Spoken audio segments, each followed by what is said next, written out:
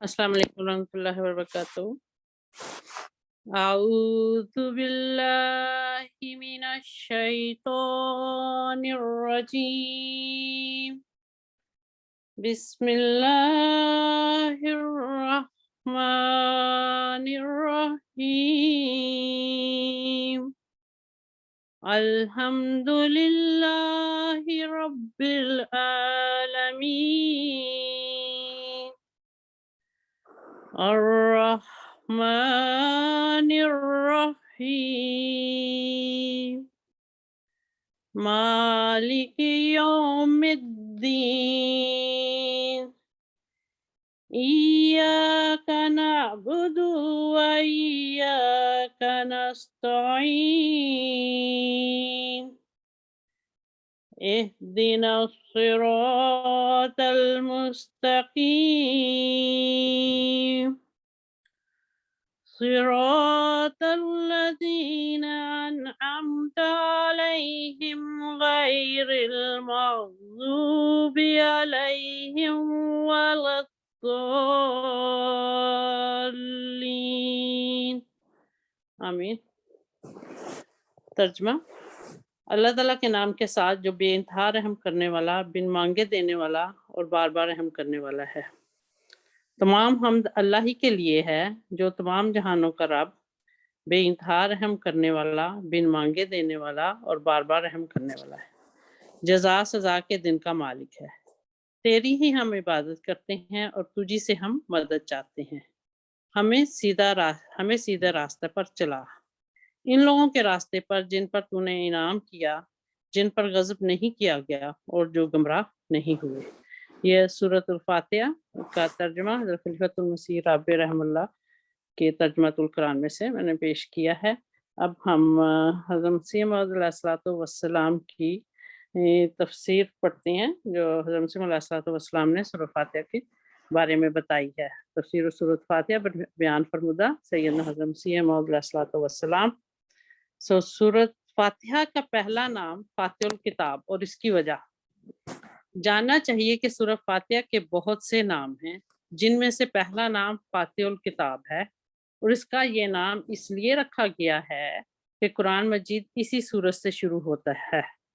नमाज में भी पहले यही सूरत पढ़ी जाती है और खुदा ताला से जो रब्बुल अरबाब है, दुआ करते वक्त इसी सूरत से इब्तदा की जाती है।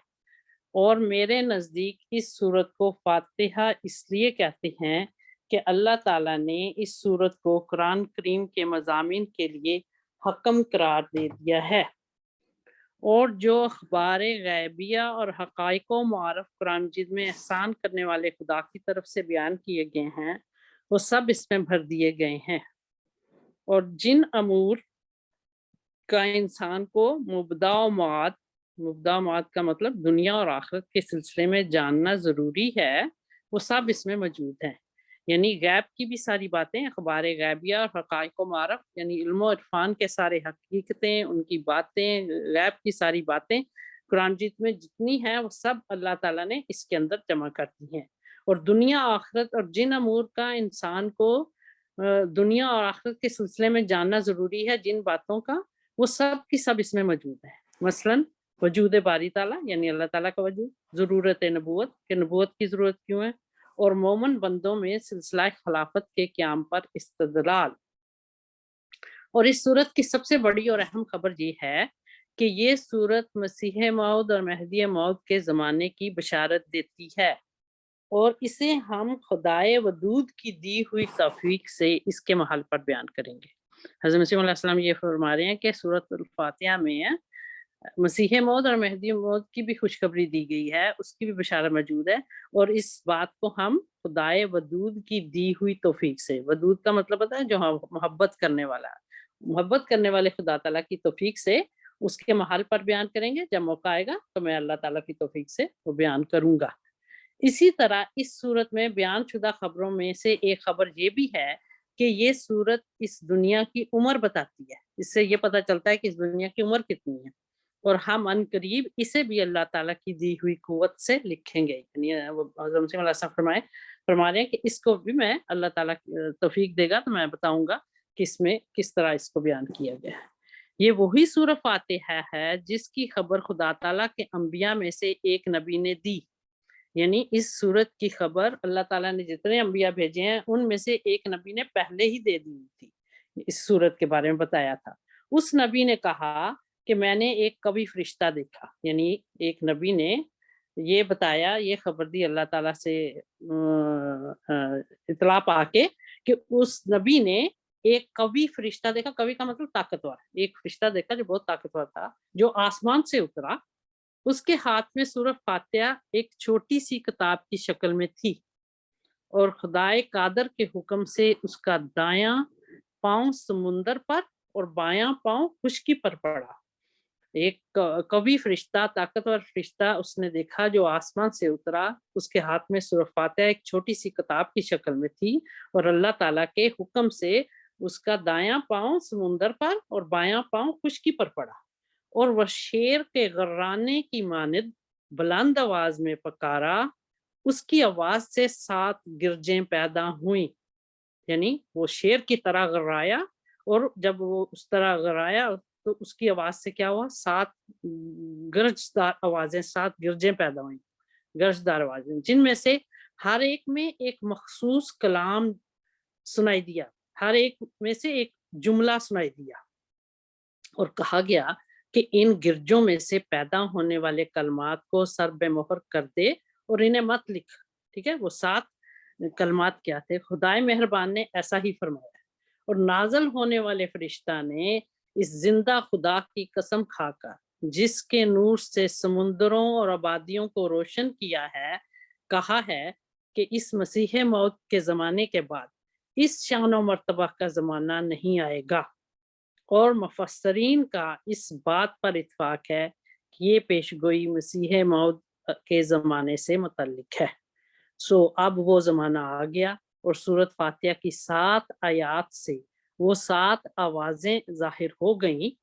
اور یہ زمانہ نیکی اور ہدایت کے لحاظ سے آخری زمانہ ہے۔ سورۃ فاتحہ کی 7 آیتیں ہیں، اور 7 ہی کلمات۔ نبی نے جو کوئی فرشتہ دیکھا، اس نے 7 گرجدار آوازوں سے، ہر ایک سے ایک کلمے کی آواز آ رہی تھی، یعنی ایک آیت کا بیان کوئی ہو رہا ہوگا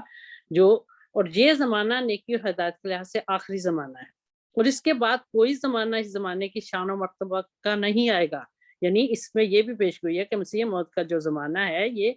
اس سے زیادہ شان و مرتبے کا اور کوئی زمانہ نہیں آئے گا۔ جب ہم اس دنیا سے رخصت ہو جائیں گے تو پھر ہمارے بعد قیامت تک کوئی اور مسیح نہیں آئے گا، نہ ہی کوئی آسمان سے اترے گا اور نہ ہی کوئی غار سے نکلے گا، سوائے اس موعود لڑکے کے جس کے بارے میں پہلے سے میرے رب کے کلام میں ذکر آ چکا ہے۔ یہی بات سچ ہے کہ اللہ تعالیٰ کی طرف سے جو مسیح موعود آنے والا تھا وہ آ گیا، اور زمین و آسمان اس پر گواہی دے رہے ہیں، لیکن تم اس گواہی کی طرف بالکل توجہ نہیں کرتے۔ تم عنقریب وقت نکل جانے کے بعد مجھے ضرور یاد کرو گے۔ سعادت مند وہی شخص ہے جس نے اس وقت کو پایا اور اس کو غفلت میں ضائع نہ کیا۔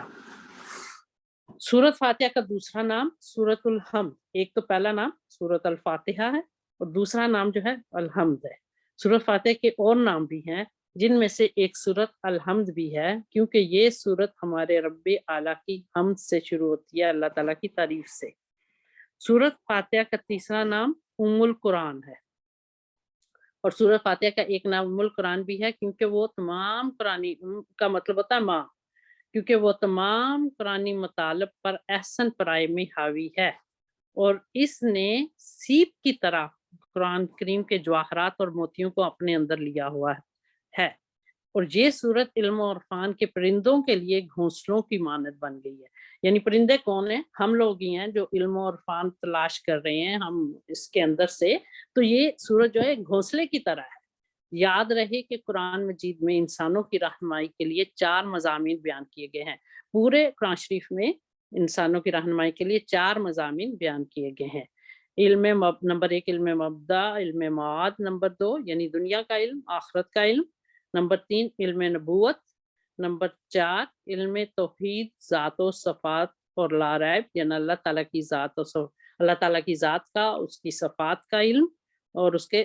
لا ریب، یہ چاروں علوم سورہ فاتحہ میں موجود ہیں۔ یعنی سورہ فاتحہ بیسیکلی پورے قرآن مجید کا خلاصہ ہے،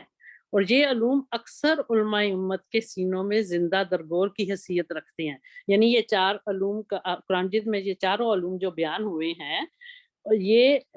سارے سورہ فاتحہ میں موجود ہے. تو حضرت مسیح علیہ السلام فرماتے ہیں کہ امت کے جو علماء ہیں ان میں یہ زندہ درگور کی حیثیت سے ان کے دلوں میں ان کے سینوں میں رکھتے ہیں. حقیقت ان کی حیثیت یہ ہے کیونکہ وہ لوگ سورہ فاتحہ کو پڑھتے تو ہیں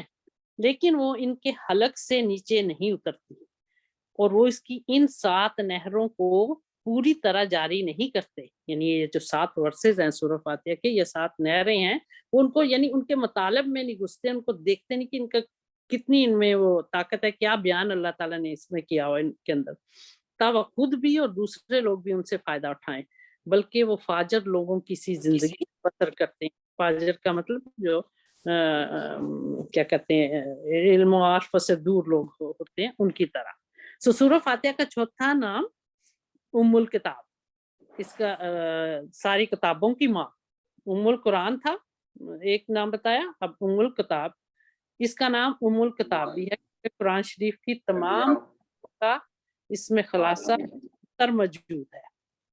ام الکتاب سورہ کا نام ام الکتاب رکھنے کی یہ وجہ بھی ہو سکتی ہے کہ امور روحانیہ کے بارے میں اس میں کامل تعلیم موجود ہے، کیونکہ سالکوں کا سلوک اس وقت تک پورا نہیں ہوتا جب تک کہ ان کے دلوں پر ربوبیت کی کی ذلت غالب نہ آ جائے. ربوبیت کی عزت یعنی خدا تعالیٰ، رب سے ربوبیت، اس کی عزت، عبودیت، عبد کہتے ہیں بندے کو. انسان کی ذلت غالب نہ آ جائے. اس امر میں خدائے واحد و یگانہ کی طرف سے نازل شدہ سورہ فاتحہ جیسا رہنما اور کہیں نہیں پاؤ گے. کیا تم دیکھتے نہیں کہ اس نے کس طرح الحمدللہ رب العالمین سے لے کر مالک یوم الدین تک کے الفاظ سے اللہ تعالیٰ کی عزت اور عظمت کو ظاہر فرمایا ہے. پھر ایاک نعبد و ایاک نستعین کہہ کر بندے کی عجز اور کمزوری کو ظاہر کیا ہے. جب ہم یہ کہتے ہیں کہ اے خدا خاص ہم تیری ہی عبادت کرتے ہیں اور خاص تجھی سے ہم مدد چاہتے ہیں، تو انسان کی ایک عاجزی اور ایک کمزوری اس سے ظاہر ہوتی ہے جو خدا تعالیٰ سے ہی مدد مانگ رہا ہے. پھر یہ بھی ممکن ہے کہ اس صورت کو ام الکتاب اس امر کے پیش نظر کہا گیا ہو کہ اس میں انسانی فطرت کی سب ضرورتیں مد نظر ہیں اور انسانی طباع کے سب تقاضوں کی طرف اشارہ ہے، خواہ وہ کسب سے متعلق ہوں یا افضال الہیہ سے، کیونکہ انسان اپنے نفس کی تکمیل کے لیے اللہ تعالیٰ کی ذات، صفات اور افعال کا علم حاصل کرنا چاہتا ہے، اور یہ بھی چاہتا ہے کہ اسے اس کے ان احکام کے وسیلے سے اس کی خوشنودی کا علم ہو جائے، جن کی حقیقت اس کے اقوال سے ہی کھلتی ہے. اور ایسا ہی اس کی روحانیت چاہتی ہے کہ عنایت ربانی اس کی دستگیری کرے، یعنی اللہ تعالیٰ مدد کرے انسان کی، اور اس کی مدد سے اسے صفائے باطن، دل کی صفائی اور انوار و مکاشفات الہیہ حاصل ہوں. اور یہ سورہ کریمہ ان سب مطالب پر مشتمل ہے، بلکہ یہ سورہ اپنے حسن بیان سے دلوں کو مو لینے والی ہے. سورۃ فاتحہ کا 5واں السبع المثانی، یہ بھی اس کا مطلب ہے کہ اس میں جو 7 آیتیں ہیں اسی سے یہ بھی مراد ہے. اس سورت کے ناموں میں سے ایک نام سبع مثانی ہے، اور اس نام کی وجہ یہ ہے کہ اس سورت کے 2 حصے ہیں. اس کا ایک حصہ بندے کی طرف سے خدا کی ثنا،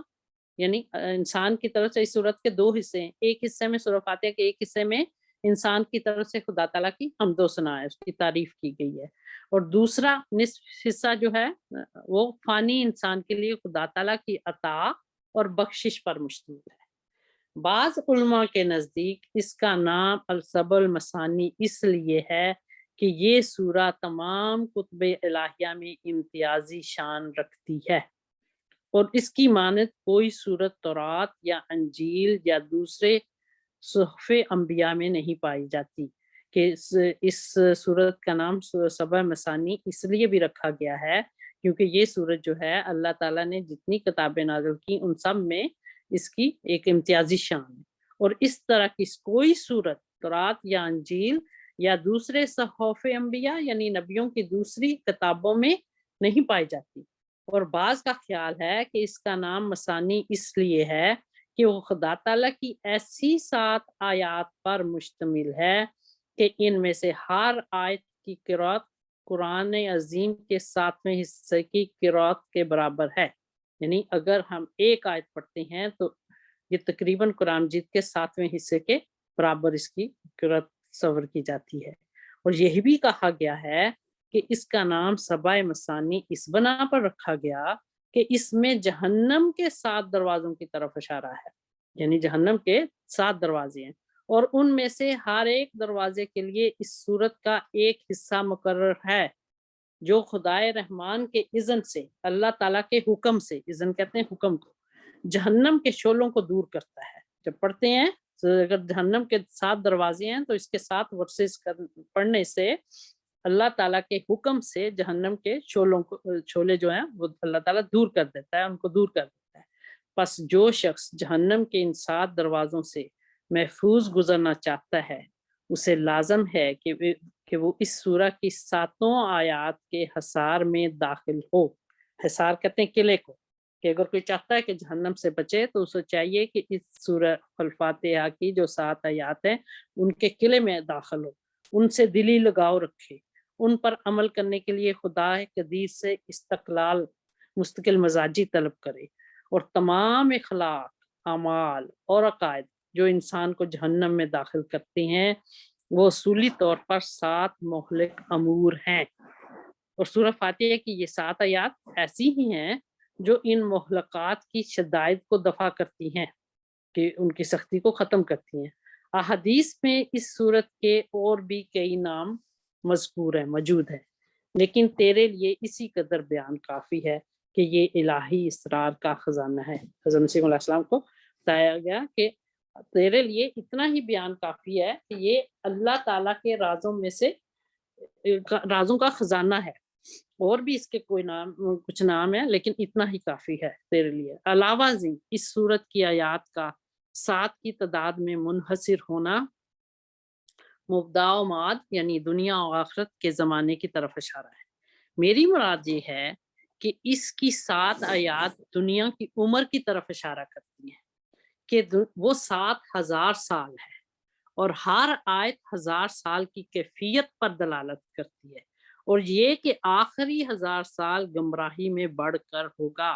اور یہ مقام اسی طرح اظہار کا مقتضی تھا جس طرح یہ صورت شروع دنیا سے لے کر آخر تک کے ذکر کی کفیل ہے۔ سورہ فاتحہ میں یہ 7 کا جو ہے اس کی کتنی زبردست تفسیر بتائی گئی ہے کہ ایک تو اس سے مراد یہ لیا گیا کہ جہنم کے 7 دروازے ہیں، اور ہر آیت جو ہے ایک دروازے سے وہ آپ کو اس کے شعلوں کو دور رکھنے میں خدا تعالیٰ کے حکم سے آپ کو مدد کرتی ہے۔ دوسرا اس 7 سے دنیا کی عمر کا اندازہ ہوتا ہے کہ 7,000 سال ہے، تو ایک جو ہے آیت ہے وہ 1,000 سال کے برابر ہے، تو آخری 1000 سال جو اب چل رہا ہے، اور اس کے بعد اس کا یعنی یہ بتایا گیا کہ اس کا 7 عدد جو ہے اس لحاظ سے بھی 7 کا عدد بڑا ہی اہمیت کا حامل ہے۔ ہفتے میں بھی 7 دن ہوتے ہیں، دنیا کی زندگی بھی 7,000 سال ہے، جہنم کے بھی 7 دروازے ہیں، تو بہرحال سورۃ فاتحہ کی بہت ہی بیوٹیفل تفسیر حضرت مسیح علیہ الصلوۃ والسلام نے بتائی ہے۔ اب یہ دیکھیں سورہ فاتحہ میں گلاب ایسی وجوہ بے نظیر کہ گلاب کے پھول سے اس کو تشبیہ دیا جو کہ کشفن حضرت مسیح علیہ الصلوۃ والسلام نے دیکھا، اور اس کی بھی بڑی خوبصورتی سے اس کو بیان کیا گیا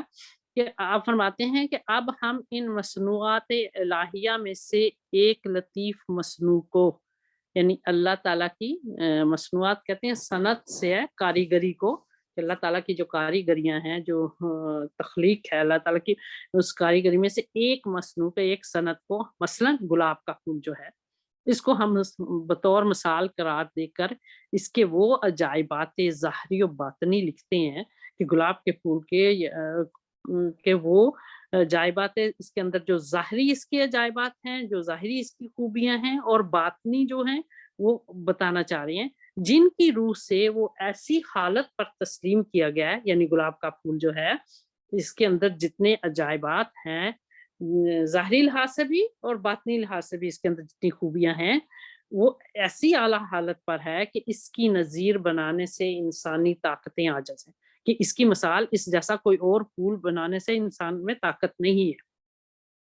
اور پھر اس بات کو ثابت کر کے دکھلائیں گے،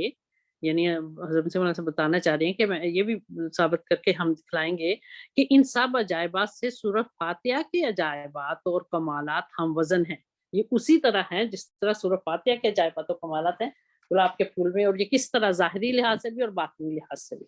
بلکہ ان عجائبات کا پلہ بھاری ہے۔ اور اس مثال کے اختیار کرنے کا موجب یہ ہوا کہ ایک مرتبہ اس عاجز نے اپنی نظر کشفی میں سورہ فاتحہ کو دیکھا کہ ایک ورق پر لکھی ہوئی اس عاجز کے ہاتھ میں ہے، اور ایک ایسی خوبصورت اور دلکش شکل میں ہے کہ گویا وہ کاغذ جس پر سورہ فاتحہ لکھی ہوئی ہے سرخ سرخ اور ملائم گلاب کے پھولوں سے اس قدر لدا ہوا ہے کہ جس کا کچھ انتہا نہیں۔ اور جب یہ عاجز سورت کی کوئی ایک آیت پڑھتا ہے تو اس میں سے بہت سے گلاب کے پھول ایک خوش آواز کے ساتھ پرواز کر کے اوپر کی طرف اٹھتے ہیں، اور وہ پھول نہایت لطیف اور بڑے بڑے اور سندر اور تر و تازہ اور خوشبودار ہیں، جن کے اوپر چڑھنے کے وقت دل و دماغ نہایت معطر ہو جاتا ہے، خوشبودار ہو جاتا ہے، ایک عطر سے ہے معطر، اور ایک ایسا عالم مستی کا پیدا کرتا ہے کہ جو اپنی بے مثل لذتوں کی کشش سے، دنیا و مافیہ سے نہایت درجہ کی نفرت دلاتے ہیں۔ اس مکاشفہ سے معلوم ہوا کہ گلاب کے پھول کو سورہ فاتحہ کے ساتھ ایک روحانی مناسبت ہے۔ یعنی حضرت مسیح موعود علیہ السلام نے ایک کشف دیکھا، کشف میں سورہ فاتحہ ایک صفحے پر، ایک پیج پر، ایک ورق پر لکھی ہوئی دیکھی، جس میں وہ ایسی اس کی خوبصورت شکل تھی، ایسی دلکش کہتے ہیں جو دل کو لبھانے والی وہ شکل تھی، کہ گویا وہ ایک جس طرح گلاب کا پھول ہے، سرخ سرخ اور ملائم گلاب کے پھولوں کی طرح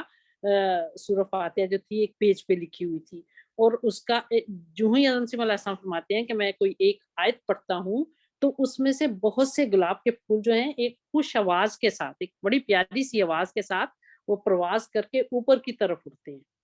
اور وہ پھول نہایت لطیف اور بڑے بڑے اور سندر، سندر بھی پیارے کو کہتے ہیں، اور تر و تازہ، فریش اور خوشبودار، جن میں خوشبو ہے، جن کے اوپر چڑھنے کے وقت دل و دماغ نہایت معطر ہو جاتا ہے، یعنی اتنی پیاری خوشبو، اتنے تازہ،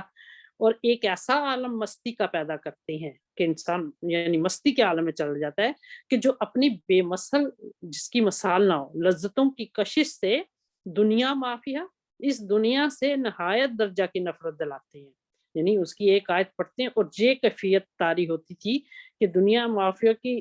اس لذتوں سے ایک نفرت کسی کیفیت طاری ہوتی تھی۔ ایسی مناسبت کے لحاظ سے اس مثال کو اختیار کیا گیا ہے، یعنی کیوں اس کو گلاب کے پھول سے کی گئی، یہ وجہ ہے کہ کشفاً حضرت مسیح علیہ السلام نے اس طرح اس کو دیکھا، اور مناسب معلوم ہوا کہ اول بطور مثال گلاب کے پھول کے عجائبات کو جو اس کے ظاہر و باطن میں پائے جاتے ہیں لکھا جائے، اور پھر بمقابلہ اس کے عجائبات کے سورہ فاتحہ کے عجائبات ظاہری و باطنی قلم بات ہو۔ یہاں حضرت مسیح علیہ السلام یہ بتانا چاہ رہے ہیں کہ پہلے میں چاہتا ہوں کہ گلاب کے پھول کے عجائبات بتاؤں، اس کی خصوصیات اس کی بتاؤں کہ اس کے اندر ظاہری لحاظ سے وہ کتنا خوش شکل اور خوبصورت، اور اس کے اندر باطنی، اس کے اندر کتنی کوالٹیز ہیں جو ہمیں نہیں پتا، وہ میں بتاؤں۔ اس کے بعد پھر سورہ فاتحہ کا ظاہری لحاظ سے اور اس کے اندر کیا کچھ پوشیدہ ہے وہ بتایا جائے، تو پھر اندازہ ہوگا کہ واقعی یہ مثال اس پہ صادق آتی ہے، تا ناظرین بے انصاف کو معلوم ہو، کہ انصاف کے ساتھ ناظرین یعنی ہم سننے والے جو ہیں ہمیں معلوم ہو جائے کہ جو خوبیاں گلاب کے پھول میں ظاہراً اور باطناً، ظاہری طور پر اور باطنی طور پر پائی جاتی ہیں، جن کی روح سے اس کی نظیر بنانا عادتاً محال سمجھا گیا ہے، اسی طور پر اور اس سے بہتر خوبیاں سورہ فاتحہ میں موجود ہیں، یعنی اسی طریقے سے یا اس سے بھی بہتر، کہیں بہتر اس میں موجود ہیں، تا اس مثال کے لکھنے سے اشارہ کشفی پر بھی عمل ہو جائے، جو کشفن حضرت مسیح علیہ السلام نے دیکھا تھا۔ بس جاننا چاہیے کہ یہ امر ہر ایک عقل کے نزدیک بغیر کسی تردد اور توقف کے مسلم الثبوت ہے۔ حضرت مسیح علیہ السلام کے بعض الفاظ کافی مشکل ہوتے ہیں، اس لیے میں کوشش کرتی ہوں کہ بیچ میں تھوڑا سا اس کی وضاحت بھی کر دوں کہ ہر ایک جاننا چاہیے کہ ہر ایک عقل مند کے نزدیک یہ بات ثابت ہے، مسلم الثبوت ہے، ایک ثابت شدہ بات ہے کہ گلاب کا پھول بھی مثل اور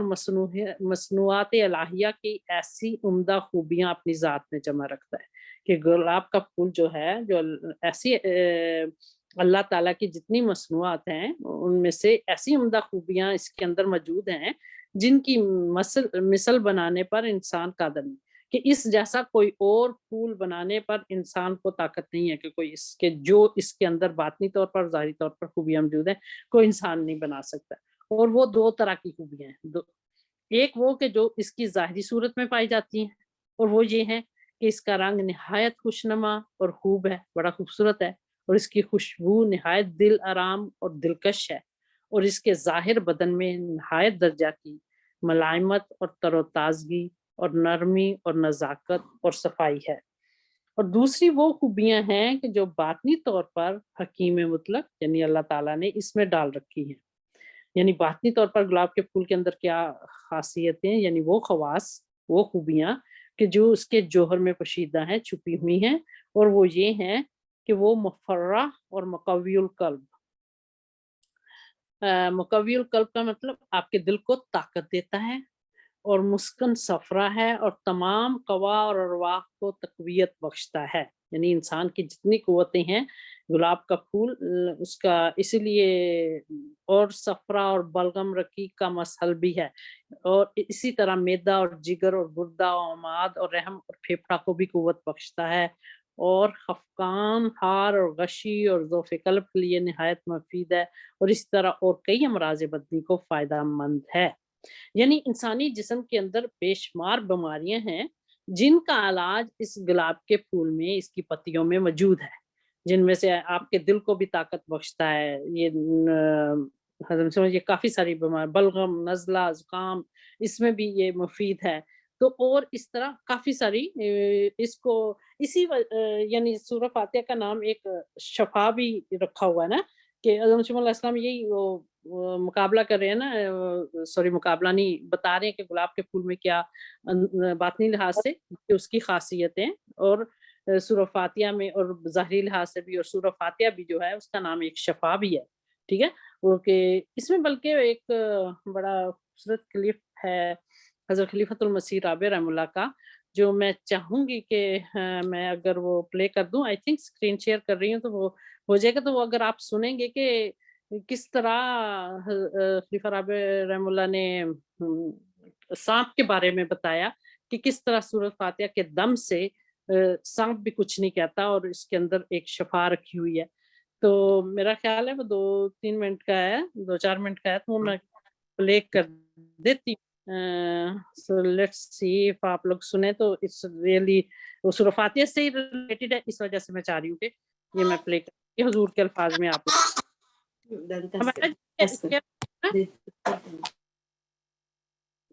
ٹھیک ہے۔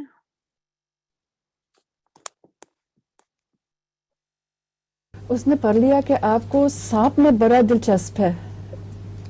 ہے، جی دلچسپی ہے، تو وہ پوچھتا کہ یہ دلچسپی کیسے آپ میں پیدا ہوئی؟ سانپ کے متعلق ایک واقعہ گزرا ہے۔ ہمارے قادیان میں درویش ہوتے تھے فضل الہی صاحب، فضل الہی خان، ان کے والد سانپ کا خلاف دم دیا کرتے تھے، اور سورہ فاتحہ کا دم پڑھتے تھے، اور سانپ اگر کاٹے بھی تو اس نقصان کو نقصان ہی پہنچتا تھا۔ انہوں نے مجھے واقعہ سنایا کہ ایک پیر آیا کرتا تھا باہر سے، فقیر، وہ سانپ کا دم دیا کرتا تھا۔ میں نے اس سے پوچھا کہ میں دم لینا چاہتا ہوں، مگر شرط یہ ہے کہ ابھی سانپ منگوانا ہے جو یہاں کا سب سے زہریلا سانپ ہے، وہ مجھے کاٹے گا اور اگر میں مر گیا تو تمہارے سامنے مروں گا. تو اس نے کہا ٹھیک ہے. انہوں نے ایک چھوٹا سا سانپ ہوتا تھا بہت زہریلا, وہ بازار وہاں پکڑ لیا صحرا میں سے. وہ پکڑ کے جب اس نے دم کیا تو اپنے زور سے اس کو کٹوایا اپنے آپ کو. وہ کاٹتا نہیں تھا تو پھر اس کی دم مروڑی, پھر غصے میں آ کے اس نے دانت مارے اور دانت نکال لی ہے اور ان کو کچھ بھی نہیں ہوا. تو یہ واقعہ فضل اللہ صاحب سنایا کرتے تھے. تو میں نے ان سے کہا کہ مجھے بھی دم کرے, اور ان کو دم کے متعلق میں نے شرط رکھی. وقف جدید میں ہوتا تھا میں کہ آپ کے سامنے میں احمد نگر سے زہریلا سانپ منگواؤں گا, اور آپ مجھے دم کریں گے تو میں سانپ منگوا کے آپ کے سامنے جسم پہ اپنے پھیروں گا. تو آپ ذمہ دار ہیں؟ انہوں نے کہا ہاں میں ذمہ دار ہوں. انہوں نے مجھے دم کر دیا. احمد نگر سے ہم نے سانپ منگوایا. سانپ جب منگوایا تو اس کو میں نے اپنے اندر ڈال دیا, قمیض کے اندر پھرایا چاروں طرف. کچھ بھی نہیں کہتا تھا مجھے. جب میں اس پہ ہاتھ رکھتا تھا سر نیچے کر لیتا تھا. تو اس سے مجھے تجربہ ہوا کہ واقعتاً اس میں کوئی بات ہے. اور ایک اور بات یہ دیکھی کہ ایک دفعہ ہمارے مزدور جو تھے گندم کا کام کرنے والے, وہ ٹرالی میں گندم لادا کرتے تھے تو بھاگ گئے وہ سارے. میں نے پوچھا کیا ہوا ہے, تو انہوں نے کہا اس میں ایک سانپ چلا گیا ہے جو بڑا زہریلا ہے, ہم اس کے ہوتے ہوئے اب یہاں کام نہیں کر سکتے. میں نے کہا فکر نہ کریں, میں جاتا ہوں. اوپر چڑھا ٹرالی پہ اور ڈھونڈا سانپ کو, تو ایک جگہ سانپ بیٹھا ہوا تھا. میں نے اس پر انگوٹھا رکھ دیا, وہ آرام سے دبا رہا وہیں. اس کو اٹھایا اور اس کو مار دیا. تو سانپ کا مجھے تجربہ ذاتی طور پر ہوا ہے. پھر لوگ بہت سے آتے تھے جن کو سانپ نے کاٹا ہو, وہ مجھ سے آ کے دم کروایا کرتے تھے, اور اللہ کے فضل سے سارے ٹھیک ہو جاتے تھے, ایک بھی نہیں مرا ان میں سے. دم کیسے کرتے تھے؟ دم کیسے کرتے سورہ فاتحہ. اچھا, سورہ فاتحہ 7 دفعہ پڑھ کے تو پانی میں پھونک کے پانی پلا دیا کرتے تھے. جی یہ میں نے اس لیے پلے کیا خلیفہ رابع رحمہ اللہ کا کیونکہ یہ سورہ فاتحہ کے بارے میں ہی تھا. تو حضور بتا رہے ہیں کہ سورہ فاتحہ یعنی ایک شفا ہے, اور اس کا کتنا اثر ہے کہ آپ کو سانپ بھی کاٹ دے تو وہ بھی اس کا زہر بھی نہیں آپ کو اثر کرتا. تو اس کی خوبیاں یعنی کتنی ہیں انسان اندازہ ہی نہیں کر سکتا. ویسے بھی کہتے ہیں کہ سورہ فاتحہ پڑھ کے اگر کوئی بیمار بھی ہے تو پڑھ کے تو 7 دفعہ جیسے خلیفہ رابع رحمہ اللہ نے فرمایا کہ پانی کے گھونٹ میں یا پانی پہ پھونک مار کے وہ پانی پی لیں تو بیماری سے انسان کو اللہ تعالیٰ شفا دے دیتا ہے اور ہر چیز. اور اس میں اور بھی کتنی سوری نیما, یہ سر کے درد کے لیے بھی خلیفہ رابع نے بتایا تھا کہ سر کا درد بھی مجھے ایک جگہ پہ بہت شدید ہو گیا, میں نے سنا ہوا وہ بھی کلپ.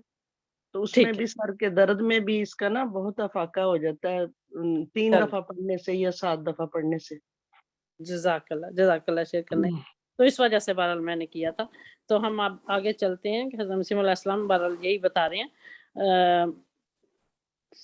اس طرح اور کئی امراض بدنی کو فائدہ مند ہے. یعنی سورہ فاتحہ جو ہے یہ کہ اس انسانی جسم کی جو بیماریاں ہیں ان کے لیے فائدہ مند ہے. بس انہی دونوں طور کی خوبیوں کی وجہ سے اس کی نسبت اعتقاد کیا گیا ہے. انہی دونوں قسم کی خوبیوں کی وجہ سے یہ عقیدہ رکھا گیا ہے کہ وہ ایسے مرتبہ کمال پر واقع ہے کہ ہرگز کسی انسان کے لیے ممکن نہیں کہ اپنی طرف سے کوئی ایسا پھول بناوے کہ جو اس پھول کی طرح رنگ میں خوشنما اور خوشبو میں دلکش اور بدن میں نہایت تر و تازہ اور نرم و نازک اور مصفا ہو,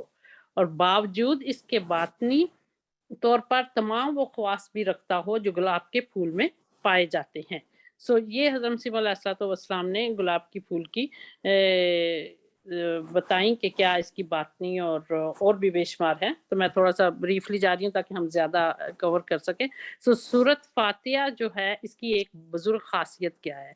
یہ تو وہ وجوہ ہیں کہ جو سورۃ فاتحہ اور قرآن شریف میں ایسے طور سے پائی جاتی ہیں جن کو گلاب کے پھول کی وجوہ بے نظیری سے بکلی مطابقت ہے. یعنی گلاب کے پھول کی طرح بالکل مکمل طور پر مطابقت ہے. لیکن سورہ فاتحہ اور قرآن شریف میں ایک اور خاصہ بزرگ پایا جاتا ہے کہ جو اسی کلام پاک سے خاص ہے، اور وہ یہ ہے کہ اس کو توجہ اور اخلاص سے پڑھنا دل کو صاف کرتا ہے، ظلماتی پردوں کو اٹھاتا ہے، انسان کے اندر کوئی اندھیرا تاریکی کے جو پردے ہیں ان کو دور کرتا ہے، سینے کو منشرح کرتا ہے، انسان کو کھول دیتا ہے اس کا سینہ، اور طالب حق کو حق کی تلاش کرنے والے کو حضرت احدیت کی طرف سے خدا تعالیٰ کی طرف کھینچ کر ایسے انوار کا مورد کرتا ہے، ایسے یعنی روشنیاں عطا کرتا ہے کہ جو مقربان حضرت احدیت میں ہونی چاہیے، یعنی جو خدا تعالیٰ کے مقرب لوگ ہیں جن میں ہونی چاہیے، وہ انوار آپ کے دل میں بھر دیتا ہے، اور جن کو انسان کسی دوسری ہلے یا تدبیر سے ہرگز حاصل نہیں کر سکتا، وہ سورۃ فاتحہ کے پڑھنے سے آپ کے اندر پیدا ہو جاتے ہیں کہ آپ خدا تعالیٰ کے، جس طرح خدا تعالیٰ کے جو مقرب لوگ ہیں ان کے دلوں میں جو انوار ہیں وہ اللہ تعالیٰ آپ کے دل میں بھی پیدا کر دیتا ہے. سورہ فاتحہ کی خوبیوں کا کوئی انسان مقابلہ نہیں کر سکا، اور نیز اس بات کو بخوبی یاد رکھنا چاہیے کہ قرآن شریف کا اپنی کلام میں بے مثل و مانند ہونا صرف عقلی دلائل میں محصور نہیں، بلکہ زمانہ دراز کا تجربہ صحیح بھی اس کا معید اور مصدق ہے، یعنی اس کی تصدیق کرتا ہے. اور کیونکہ باوجود اس کے کہ قرآن شریف برابر 1300 سال سے اپنی تمام خوبیاں پیش کر کے یہ نکارہ بجا رہا ہے اور تمام دنیا کو بآواز بلند کہہ رہا ہے کہ وہ اپنی ظاہری صورت اور باطنی خواص میں بے مثل و مانند ہے، یعنی قرآن شریف پچھلے 1300 سالوں سے اپنی خوبیوں کا یہ نکارہ بجا رہا ہے کہ وہ اپنی ظاہری صورت میں بھی اور اپنی باطنی خوبیوں میں بھی اس کی کوئی مثال نہیں ہے. کسی جن یا انس کو، کسی انسان کو یا کسی جن کو اس کے مقابلے کی طاقت نہیں ہے، مگر پھر بھی کسی متنفس نے اس کے مقابلے پر دم نہیں مارا، بلکہ اس کی کم سے کم کسی صورت مثلا سورہ فاتحہ کی ظاہری و باطنی خوبیوں کا بھی مقابلہ نہیں کر سکا. تو دیکھو اس سے زیادہ کھلا معجزہ اور کیا ہوگا کہ عقلی طور پر بھی اس پاک کلام کا بشری طاقتوں سے بلند تر ہونا ثابت ہوتا ہو، اور زمانہ دراز کا تجربہ بھی اس کے مرتبہ اجزات پر گواہی دیتا ہو. اگر کسی کو یہ دونوں طور کی گواہی، یعنی دونوں قسم کی گواہیاں جو عقلی لحاظ سے اور تجربہ زمانہ دراز کی روح سے بے پایا ثبوت پہنچ چکی ہیں، نامنظور ہوں اور اپنے علم اور ہنر پر نازاں ہوں، یا دنیا میں کسی ایسے بشر کا وہ قائل ہو کہ جو قرآن شریف کی طرح کوئی کلام بنا سکتا ہے، تو ہم کچھ بطور نمونہ حقائق سورہ فاتحہ کے لکھتے ہیں، حقائق و دقائق لکھتے ہیں. اس کو چاہیے کہ بمقابلہ ان ظاہری و باطنی سورہ فاتحہ کی خوبیوں کے کوئی اپنا کلام پیش کرے. یعنی حضرت مسیح علیہ السلام یہ بتانا چاہ رہے ہیں، اوپر تو پہلے گلاب کے پھول کا بتایا کہ اس کی کوئی مثال اس طرح کا کوئی پیش نہیں کر سکتا، کوئی بنا نہیں سکتا، ٹھیک ہے. اسی طرح سورہ فاتحہ یا جیسے اللہ تعالیٰ نے قرآن مجید میں بھی کہا ہے کہ کوئی اس کی آیت بھی اس جیسی نہیں بنا سکتا جتنی ظاہری اور باطنی لحاظ سے خوبیاں اور جو اس کے اندر موجود ہے. تو اب حضرت مسیح علیہ السلام سورہ فاتحہ کے بے نظیر ہونے پر بعض مزید دلائل بتانا چاہ رہے ہیں کہ سورہ فاتحہ میں تمام قرآن شریف کی طرح دو قسم کی خوبیاں جو بے مثل و مانند پائے، جن کی کوئی مثال نہیں ہے، پائی جاتی ہیں. یعنی ایک ظاہری صورت میں خوبی اور ایک باطنی خوبی. ظاہری خوبی یہ کہ اس کی عبارت میں ایسی رنگینی اور آب و تاب اور نزاکت و لطافت اور ملائمت اور شیرینی اور روانگی اور حسن بیان اور حسن ترتیب پایا جاتا ہے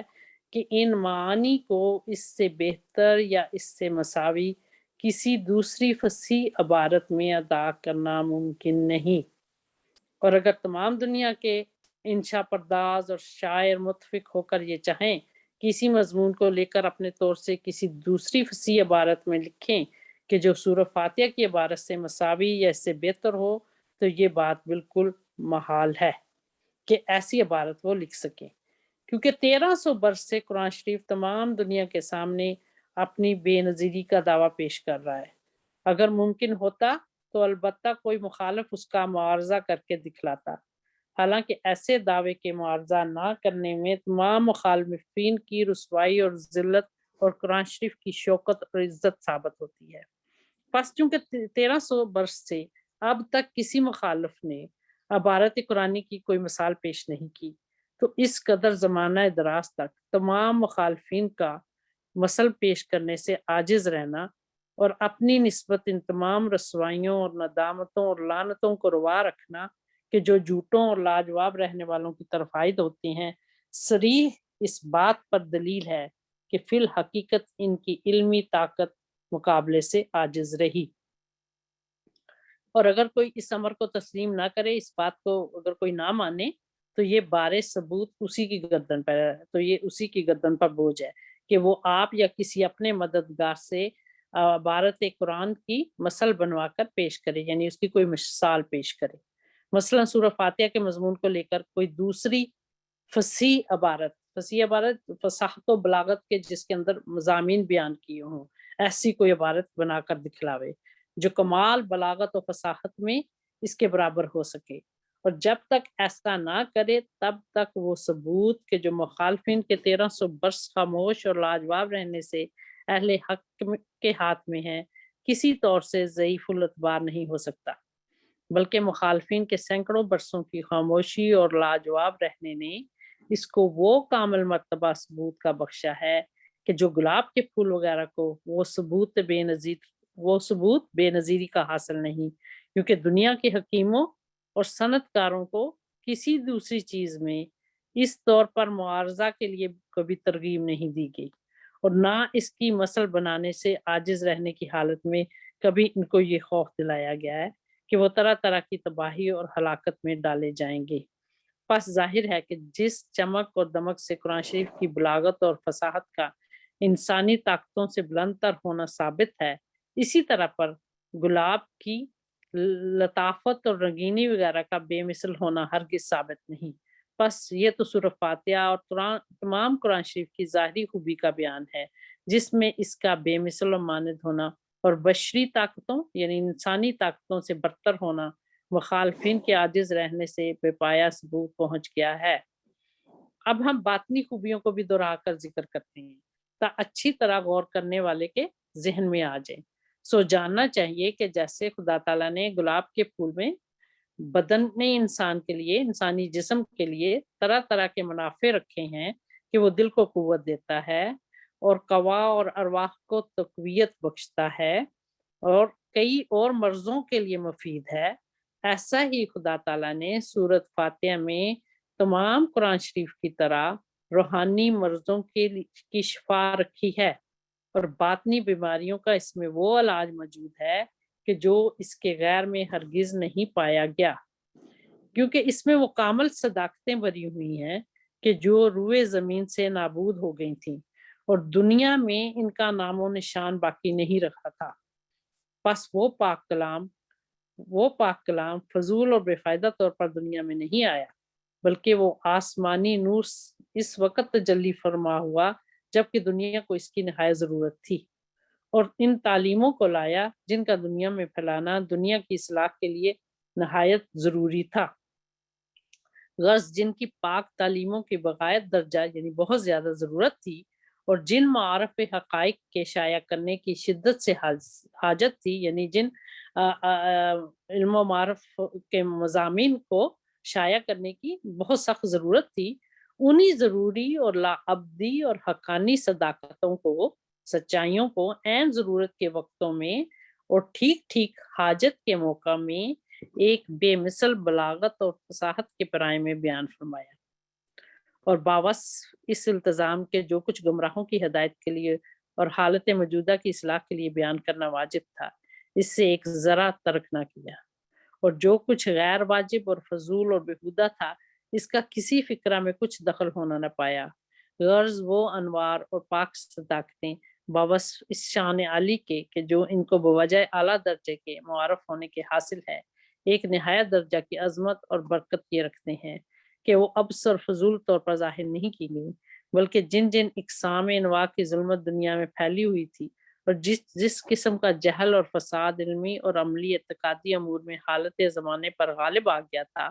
اس ہر ایک قسم کے فساد کے مقابلے پر پورے زور سے ان سب ظلمتوں کو اٹھانے کے لیے اور روشنی کو پھیلانے کے لیے عین ضروری وقت پر باران رحمت یعنی رحمت کی بارش کی طرح ان صداقتوں کو دنیا میں ظاہر کیا گیا، اور حقیقت میں وہ باران رحمت ہی تھا، وہ رحمت کی بارش ہی تھی کہ سخت پیاسوں کی جان رکھنے کے لیے آسمان سے اترا، اور دنیا کی روحانی حیات، روحانی زندگی اسی بات پر موقوف تھی کہ وہ آب حیات نازل ہوا، وہ زندگی کا پانی نازل ہوا، آب حیات، اور کوئی قطرہ اس کا ایسا نہ تھا کہ کسی موجود الوقت بیماری کی دوا نہ ہو، اور حالت موجودہ زمانہ نے 100 سال تک اپنی معمولی گمراہی پر رہ کر یہ ثابت کر دیا تھا کہ وہ ان بیماریوں کے علاج کو خود بخود بغیر اترنے اس نور کے حاصل نہیں کر سکتا، اور نہ اپنی ظلمت کو آپ اٹھا سکتا ہے، بلکہ ایک آسمانی نور کا محتاج ہے کہ جو اپنی سچائی کی شعاؤں سے دنیا کو روشن کرے اور ان کو دکھاوے جنہوں نے کبھی نہیں دیکھا، اور ان کو سمجھاوے جنہوں نے کبھی نہیں سمجھا۔ اس آسمانی نور نے دنیا میں آ کر صرف یہی کام نہیں کیا کہ ایسے معارف حق کا ضرور پیش کیے جن کا صفحہ زمین پر نشان باقی نہیں رہا تھا، بلکہ اپنے روحانی خاصہ کے زور سے ان جواہر حق اور حکمت کو بہت سے سینوں میں بھر دیا، اور بہت سے دلوں کو اپنے دلربا چہرے کی طرف کھینچ لایا، اور اپنی قوی تاثیر سے بہتوں کو اعلیٰ مقام تک پہنچایا۔ اب یہ دونوں قسم کی خوبیاں کہ جو سورہ فاتحہ اور تمام قرآن مجید میں پائی جاتی ہیں،